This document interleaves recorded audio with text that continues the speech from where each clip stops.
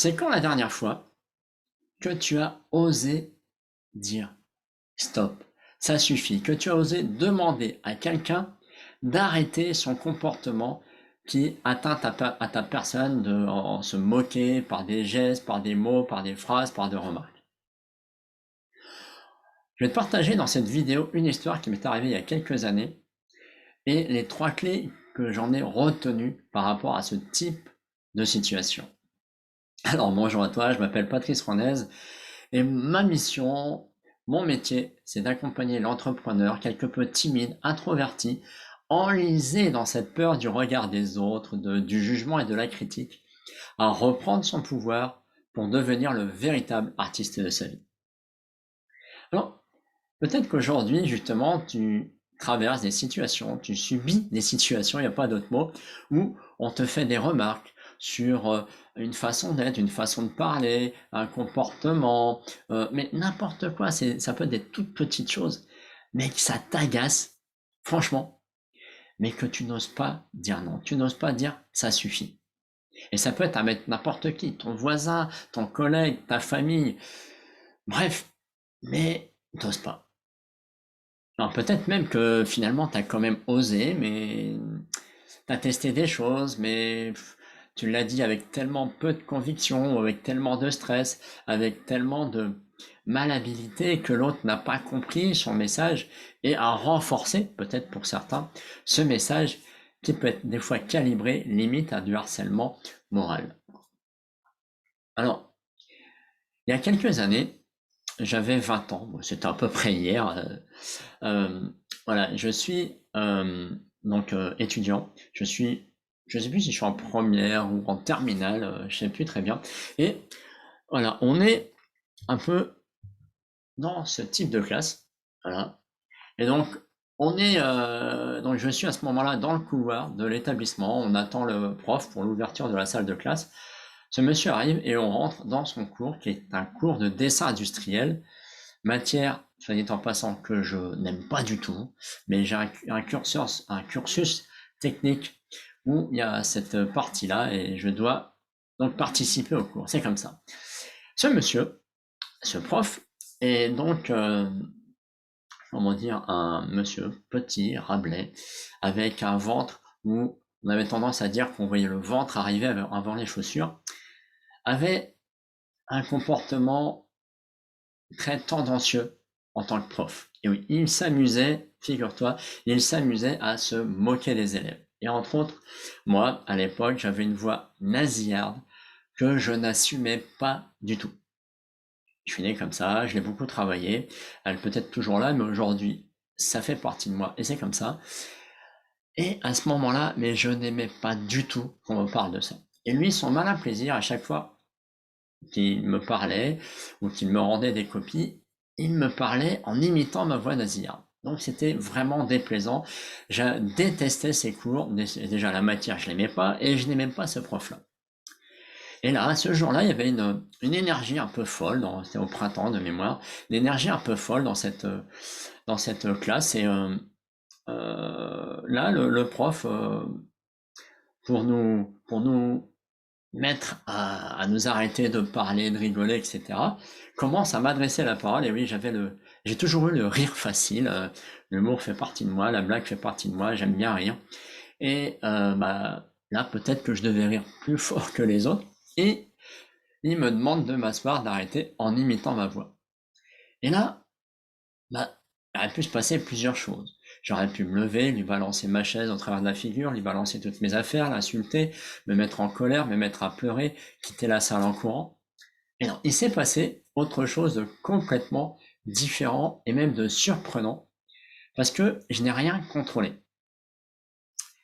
Alors, qu'est-ce qui s'est passé? C'est un peu comme si quelqu'un au-dessus de moi, qui tu veux, l'univers, bref, m'a soulevé pour me mettre debout, me sortir de ma position assise et me mettre debout à côté de la chaise.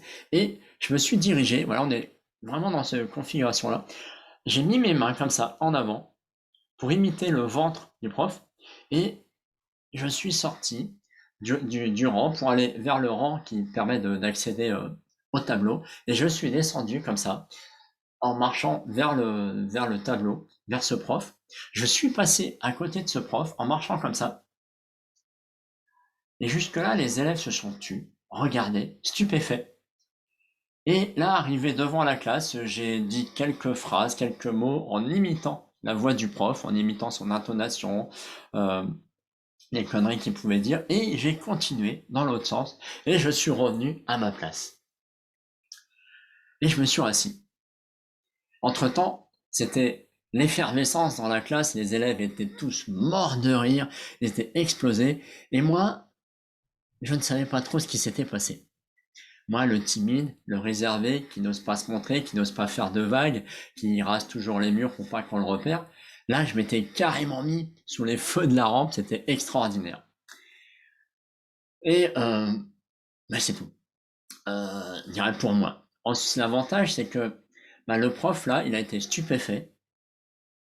Il a fouillé dans son cartable, sorti ses affaires, il a fait son cours, et basta. Et plus jamais de l'année, il a osé me regarder dans les yeux. C'est ça le pire. Plus jamais il a osé me regarder dans les yeux.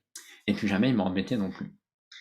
Moi, j'ai continué mon bonhomme de chemin, je dirais sans tirer profit vraiment de cette action-là. C'est ce qui m'a amené bien des années après, je dirais presque 20 ans plus tard, lorsque je me suis mis à aller sur mon développement personnel, à aller travailler sur toutes ces histoires de ma vie personnelle qui me tiraient vers le bas. Et j'ai découvert que, au travers de cette histoire que je viens de te partager, 3 clés que j'utilise encore aujourd'hui. La première, c'est qu'effectivement, lorsque tu dois sortir de ta zone de confort de cette façon-là, parfois de façon très forte, là pour moi c'est vraiment très très fort, c'est la première fois qui est la plus dure, déjà. Mais c'est aussi les prochaines fois qui vont être les plus dures si tu t'arrêtes dans ton élan. Je sais pas si tu as déjà regardé les championnats du monde de l'homme le plus fort du monde. À un moment donné, dans les épreuves, ils sont amenés à tracter par la force des bras, des jambes, un camion ou un wagon de train, par exemple. Et quand tu les regardes, et j'avais regardé ça une fois, et en écoutant les commentaires, tu comprends que c'est le premier tirage qui est extrêmement énergivore, qui demande énormément d'énergie, qui va capter un maximum de force. Et après, c'est plus simple. Mais à la fin, quand la fatigue se fait sentir pour ces sportifs-là, leur défi, c'est de ne pas s'arrêter. Parce que si le camion, le wagon s'arrête, la force de traction s'est arrêtée. Et ils sont obligés de recommencer avec le même effort de la première fois, sauf que là, ils sont déjà fatigués. Et donc, dans mon exemple, dans cette expérience de vie-là, c'est aussi pour te dire que quand tu as réussi la première fois à te dépasser sur un défi qui était vraiment fort pour toi, prends conscience de garder ce rythme et de le reproduire au plus vite que tu peux. Pour être dans l'élan, pour être dans l'énergie, pour conscientiser que tu l'as fait une fois, tu peux le refaire. Parce que moi, j'ai attendu bien des mois, voire des années pour refaire ce genre de choses. Et à chaque fois, c'était le même effort. Donc ça, c'était la première clé. La deuxième, c'est de quelle façon tu te mets dans cette action-là. Parce que je me suis aperçu, pourquoi j'ai réussi à me mettre à faire ce dépassement de moi-même de façon magistrale, j'ai pas réfléchi. Mais même pas une fraction de seconde, j'ai réfléchi. J'ai foncé.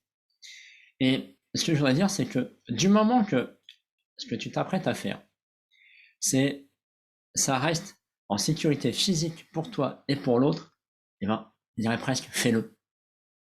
Moi, c'est ça, si je m'étais dit, attends, qu'est-ce qu'il va penser, qu'est-ce qu'ils vont dire, et les autres élèves, ils vont se critiquer, ils vont rire, ils vont se moquer, je me serais rassis tout de suite. Et j'aurais rien dit, comme d'habitude. Or là, je n'ai pas réfléchi, je suis parti en imitant le prof, et voilà. Et j'ai eu ma petite minute de célébrité, on va dire, puisque ça avait un peu fait le tour du collège, enfin du lycée. Bref. Donc voilà, l'idée c'est vraiment agir sans réfléchir, du moment que ça te laisse toi et les autres en sécurité physique. Enfin, et pas des moindres, c'est comment je me suis senti à la fin de cet exploit, de cette scène. Et ben, quand je me suis rassis, je me suis, je dirais presque assis aussi fatigué qu'un marathonien, mais heureux et fier de moi, libéré d'un certain poids. Libéré parce que j'avais osé dire non, j'avais osé dire stop, et du coup, ça fait comme une randonnée que tu as fini, tu poses le sac à dos de 10 kilos et tu sais que tu vas pas le reprendre, du moins pas tout de suite. Et donc ça libère. Et je dirais, c'est d'apprendre à exprimer pour ne pas sombrer, apprendre à exprimer pour se libérer. Et c'est ce que je fais vraiment avec mes clients, c'est de les amener à, à exprimer leurs émotions, ce qu'ils ressentent, ce qu'ils vivent, leurs envies, leurs besoins, à exprimer ce qu'ils ont au feu de ces. Oui, exprimer tes émotions, c'est un peu te mettre en vulnérabilité, c'est un peu montrer ta sensibilité. Alors oui, si t'es un homme, c'est compliqué. Si t'es une femme qui se dit d'être forte et qu'elle doit pas lâcher, c'est compliqué. Mais aujourd'hui, c'est ce que je pratique. C'est ce que je pratique dans ma vie de tous les jours. Est-ce que j'y arrive tous les jours? Non. J'ai des moments où je retombe dans mes travers, mais globalement, c'est grâce à ce genre de comportement, d'action, qu'on a transformé mon couple. Parce qu'on ose exprimer naturellement, sans méchanceté, en toute sérénité, ce qu'on a dans le corps, dans le cœur, dans la tête par rapport à des situations, des comportements pour soi et pour l'autre. Donc, franchement, apprends à exprimer ce que tu ressens au fond de toi, en toute transparence.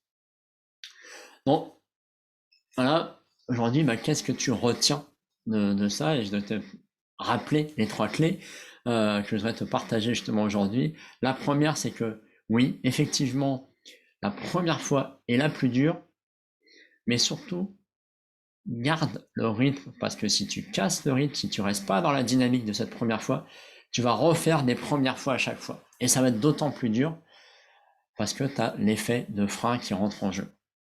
Donc, première fois, vas-y, c'est compliqué, mais garde le rythme, persévère dans l'endurance.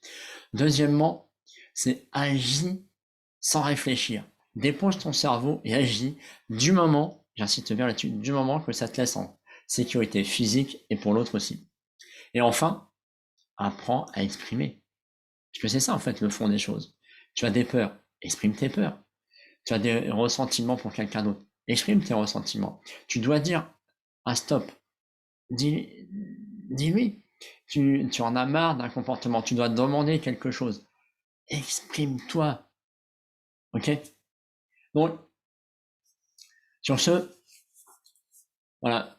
Dis-moi en commentaire justement quelles sont les situations que tu n'oses pas affronter aujourd'hui ou celles que tu as osé affronter et qu'est-ce que ça t'a fait. Je serais curieux de savoir un peu ce que ça t'a fait, d'oser te dépasser, sortir de ta zone de confort pour aller affronter ce regard des autres. Sur ce, je te dis à bientôt pour la prochaine vidéo.